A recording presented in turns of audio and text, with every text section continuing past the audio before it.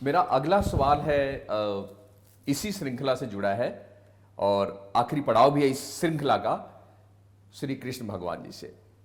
काफी चर्चित हैं ये कृष्ण भगवान अपनी प्रेम लीलाओं के लिए, अपनी अखंडताओं के लिए, और दूसरी बात कि बुराई पे जीत पाने के लिए, सत्य को स्थापित करने के लिए, विस्थापित करने के लिए। तो आज की युवा पीढ़ी हमारे कृष्ण भगवान से क्या सीख लेगी? पहले तो सब 2 मिनट हम लोग बात कर लें। कृष्ण जी शब्द है कृष्ण, कर्षणम आकर्षणम, कर्षणम आकर्षणम, जिसके अंदर खींच लेने की क्षमता है। जी तो खींचता वही है ना जिसके पास शक्ति हो, जी जिसके पास पराक्रम हो, जिसके अंदर जोधत्व हो। तो कहाँ से आएगा? उसके लिए ऊर्जा संग्रह करनी पड़ेगी, मंथन करना पड़ेगा। तो भगवान मंथन करने वाले हैं, ऊर्जा संग्रह करने वाले हैं, चैतन्यता को उत्पन्न करने वाले हैं। जी चैतन्य है भगवान की। अगर चैतन्य नहीं होते तो इतना बड़ा युद्ध नहीं होता। नहीं होता। तो क्रीसति आक्रीसति जहसा कृष्ण, जो आकर्षित करे, जो खींच ले, अपने में लीन कर ले, अपने में मिला ले, वह कृष्ण है। दूसरा कर्षति, बर्भति, नाशयति, तीनों करता है।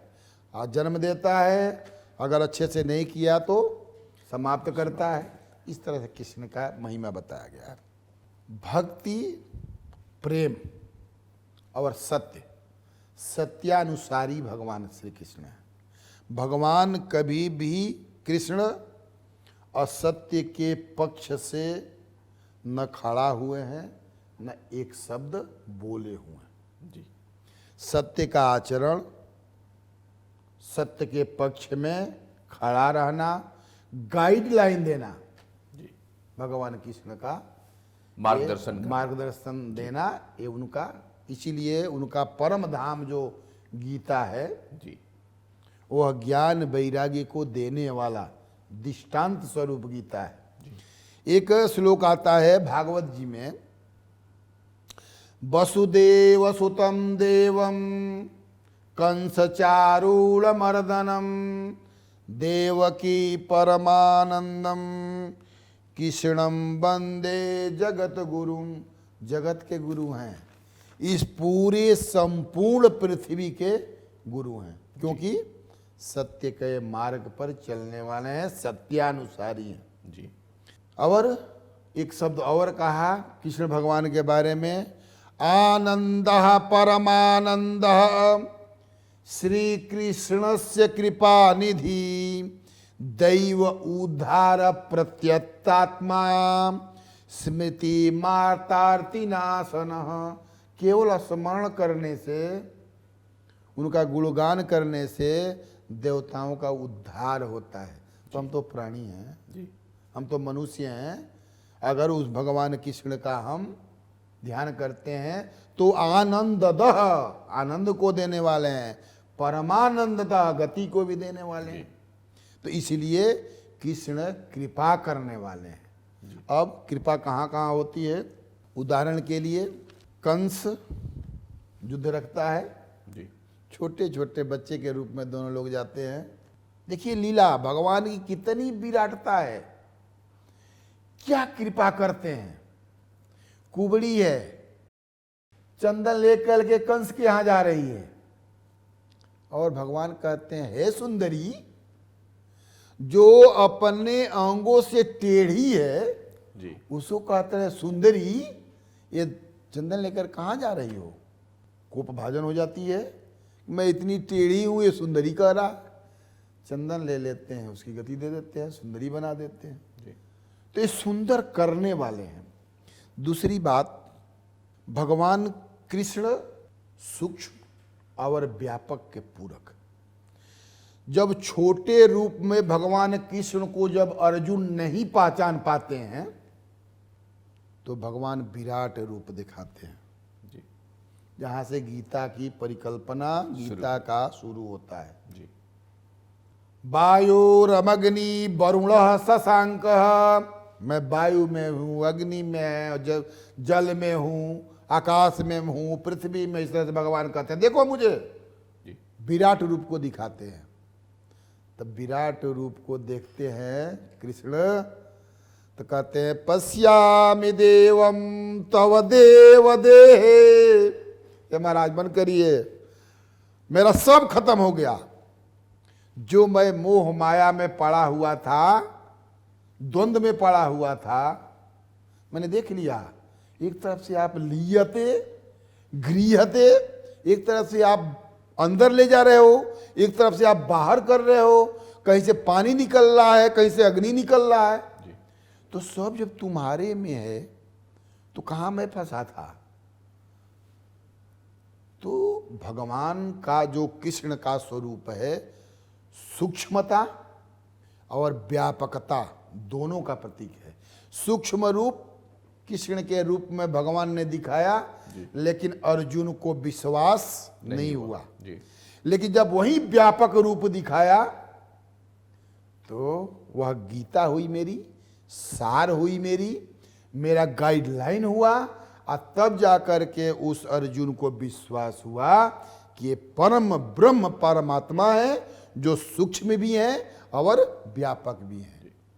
ये साकार भी है, ये निराकार भी है। और आगे चलते हैं, भगवान परीक्षा लेते हैं भक्तों की भी। सरबरी होता है, बर्बरी। बर्बरी को देख करके भगवान कहते हैं अगर रह गया तो निश्चित रूप से हम धर्म का जो मार्ग है इसमें बाधा पड़ेगा। बर्बरी कहता है मैं चुटकी बजाते ही महाभारत खत्म कर दूंगा। भगवान अपना वहां सूक्ष्म रूप दिखाते हैं। कहते ठीक है, ये पेड़ में पत्ते हैं, सबको एक बाण से विध कर दोगे? कहा ये महाराज ये क्या है, 2 मिनट का काम है। भगवान वहां एक पत्ते को अपने पैर के नीचे दबा लेते हैं, बाण चलाता है, सब विधते हुए उनका पैर भी विध देता है। भगवान कहते हैं कहीं ये असत्य मार्ग पर चला जाएगा तो हमारा जो धर्म है, हमारे धर्म की स्थापना नहीं होगी। भगवान वहाँ उसकी विराम दे देते हैं, उसको शांत कर देते हैं, उसकी गति दे देते हैं। तो भगवान संतुलन बनाने के लिए किसी भी प्रकृति के प्रदत्त जीव को अंडज, पिंडज, स्वेदज, स्थावर, जंगम, ये हमारी प्रकृति है। ये 5 प्रकृति है, 5 तरह के हमारे जीव हैं। अंडज, पिंडज, स्वेदज, स्थम, स्थावर, जंगम, 5 की रक्षा भगवान कृष्ण सूक्ष्म रूप में, विराट रूप में करते हैं। कथा और भी आती है, राक्षस होता है, भगवान विश्राम करते हैं और बलदाऊ जी वहां रक्षा करने के लिए लगते हैं। बलदाऊ जी को परेशान कर देता है। फिर भगवान जग जाते हैं, भगवान कहते हैं परेशान कर रहा है। तो भगवान कहते हैं तो आप विश्राम करो, मैं देख ले रहा हूं। भगवान उसको मसल करके न्यूनता बना देते हैं, लघु कर देते हैं।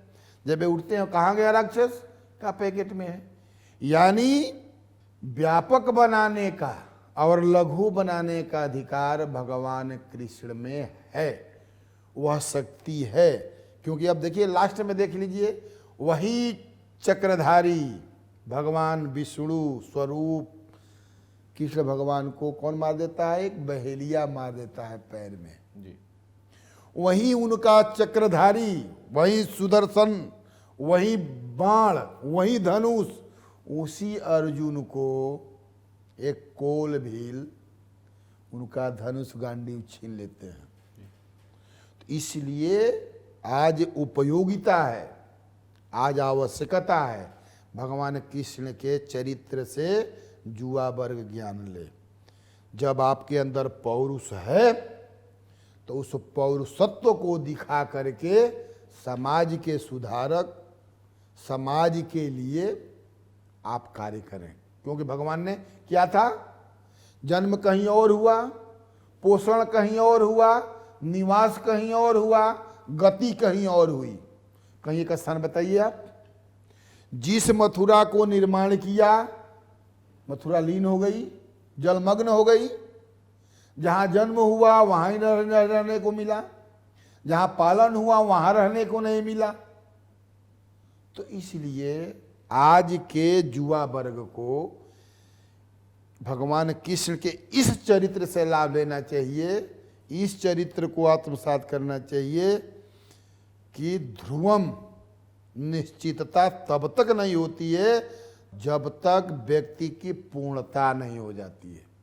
पूर्णता प्राप्त करनी है तो एक स्थान की महत्ता नहीं है, अनेक स्थानों में संघर्ष करते हुए। बताइए, उतने बड़े भगवान अर्जुन के सारथी बनते हैं। तो कोई भी कार्य, युवा वर्ग से विशेष करके निवेदन, युवा वर्ग ये न समझे कि ये कार्य मेरे करने योग्य है और यह कार्य मुझे करने योग्य नहीं है। नहीं, सब सबके करने योग्य है, बशर्ते उसका ज्ञान होना चाहिए। अगर ज्ञान है तो उपलब्धि है। भगवान कृष्ण ने कभी रथ नहीं चलाया था, सारथी का काम नहीं किया था, लेकिन ज्ञान था, इसलिए अर्जुन का सारथी के रूप में उन्होंने स्वीकार किया। तो युवा वर्ग ये ना समझे कि ये काम छोटा है और यह काम बड़ा है। भगवान कृष्ण ने जब राजसूय यज्ञ होता है तो क्या कार्य मिलता है? भगवान कहते हैं मुझे जूता चप्पल रखाने का कार्य मुझे दिया जाए। आपके युवा वर्ग की अगर इतनी विराटता हो, करेगा? उसको करने के लिए उसके अंदर आत्मविश्वास होगा। वह कार्य महानतम कार्य है, वह सामान्य कार्य नहीं है। भगवान कृष्ण ने कभी उस राजसूय यज्ञ में कोई कार्य दूसरा नहीं किया, चरण पादुका की रक्षा की। जितने अतिथि आए थे, जितने लोग ऋषि महर्षि आए थे, उनकी चरण पादुका को उन्होंने रखाया था। तो युवा वर्ग इससे सीख ले, कोई कार्य बड़ा नहीं होता है, कोई कार्य छोटा नहीं होता है, करने वाला बड़ा होता है। करने वाला उस कार्य को अगर संपन्न कर दिया, पूर्ण कर दिया तो बड़ा हो गया, अगर असफल रहा, नहीं किया तो वो छोटा हो गया। इसलिए कार्य की पूर्णता ही अपनी प्रधानता है। भगवान ने संपूर्ण कार्य को पूर्ण किया, इसलिए योगेश्वर है। जत्र योगेश्वर कृष्ण जत्र पार्थो धनुधर, योगेश्वर है। वैसी उनकी माया है कि सारे कार्य को पूर्ण करते हैं। इसलिए युवा वर्ग भगवान कृष्ण के चरित्र से, उनके शांत भावना से अपने को आदर्श बनावे। इस तरह भगवान श्री कृष्ण की लीला धर्मशास्त्रों में बताया गया है। एक कहानी कृष्ण और बलराम की आती है। भगवान कृष्ण और बलराम दोनों जंगल में, अरण्य में, उनका घूमने का, चलने का नित्य का कार्य था। दोनों लोग एक स्थान में गए हैं, बैठे हैं। वहाँ पर भगवान कृष्ण विश्राम कर रहे हैं और बलराम जी वहाँ पर बैठे हैं, खड़े हैं। तब तक कोई राक्षस आता है, राक्षसों का समूह आता है, राक्षसों की टोली आती है और बलराम जी को डराने धमकाने लगती है। अब उस डराने धमकाने से, राक्षसों के व्यवहार से बलराम जी डर जाते हैं और उनकी जो क्षमता है, शक्ति है, वह क्षीण हो जाती है, यानी लघु हो जाते हैं और राक्षसों का मनोबल बढ़ जाता है। जी। इस तरह से एक बार होता है, दो बार होता है, तीसरे बार में स्थिति ये हो जाती है कि उन राक्षसों की मनोबल चरमोत्कर्ष पर हो जाता है और बलराम जी की शक्ति क्षीण होकर के वह बेहोश हो जाते हैं, धराशायी इस पृथ्वी पर गिर जाते हैं, बेहोश हो जाता है, चेतना शून्य हो जाते हैं। जी। जब चेतना शून्य हो जाते हैं और राक्षस विकराल स्वरूप भयंकर हो जाता है, और जब बेहोश हो जाते हैं तो भगवान श्री कृष्ण जगते हैं, इस व्यवहार को देखते हैं तो उनको क्लेश होता है। क्लेश होता है तो उन राक्षसों के पराक्रम को समाप्त करने के लिए हुंकार भरते हैं, जी हुंकार भरते हैं और उनके जो भयंकर स्वरूप है उसको समाप्त करने के लिए अति भयंकर स्वरूप बनाते हैं। और वह राक्षसी प्रवृत्ति, राक्षसी शक्ति उस भगवान के हुंकार से, भगवान की गर्जना से, उनके दृढ़ शक्ति से वह उसी रूप में हो जाती है, शून्य के रूप में, लघु रूप में हो जाती है। जब लघु रूप में हो जाती है तो भगवान उस मशक के तरह से, चींटी के तरह से उसको इकट्ठा करके अपने पैकेट में रख लेते हैं। तब तक फिर चेतना होती है, बलराम जी जगते हैं। जी जब बलराम जी जगते हैं तो कहते हैं भगवान श्री कृष्ण से कि यहाँ तो राक्षस आए थे, इतने प्रतापी थे, इतने भयंकर थे। भगवान श्री कृष्ण पैकेट से निकालते हैं और लघु रूप में मशक के तरह से दिखाते हैं। इन्हीं की बात कर रहे हो आप, यही है। तो इस कहानी का तात्पर्य, इस दृष्टांत को इसलिए दिया गया, समस्याएं हैं लेकिन समस्याओं का समाधान करना मेरा धर्म है। समस्याओं से ग्रसित होकर के, कुंठित होकर के पीछे जाने का हमारा धर्म नहीं है, आगे बढ़ने का धर्म है कि उस समस्या को हम समस्या न समझें, उस समस्या को समाधान करने की जिज्ञासा, दृढ़ शक्ति, आत्मविश्वास हमारे अंदर हो, ताकि वह समस्या तुरंत त्वरित रूप में उसको समाधान करने के लिए, उसको समस्या का निराकरण करने के लिए हमारे अंदर वह ऊर्जा होनी चाहिए, ताकि उसको हम समापन करें।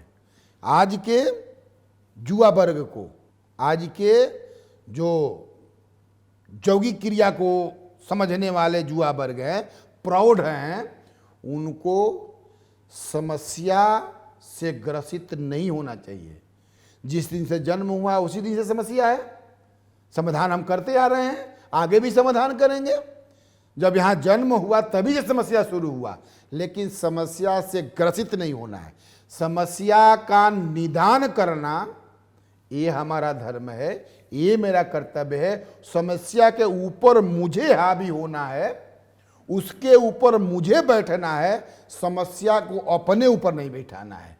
ये युवा वर्ग के लिए आज आवश्यकता है कि समस्या को हावी न होने दे, समस्या के ऊपर अपने हावी हो जाए, उसको दबा दे और दबा करके राष्ट्र के लिए, देश के लिए, समाज के लिए कार्य करे, तो भगवान श्री कृष्ण की जो परिकल्पना है वह पूर्ण होगी, भगवान का जो चरित्र है वह चरितार्थ होगा। बहुत सुंदर। तो आज के आपके कृष्ण की श्रृंखला से ये मिलता है कि अपनी कभी भी अपनी अपनी समस्याओं को बड़ा ना होने दें और उनका निदान निकालें। समस्या पैदा होते रहेंगी, आते रहेंगी, पहले भी थी, आज भी हैं और आगे भी आएंगी। अपनी अपनी समस्याओं का निदान अपने आप तुरंत करें। ये मुझे लगता है कि आज की युवा पीढ़ी को सीख लेनी चाहिए। धन्यवाद।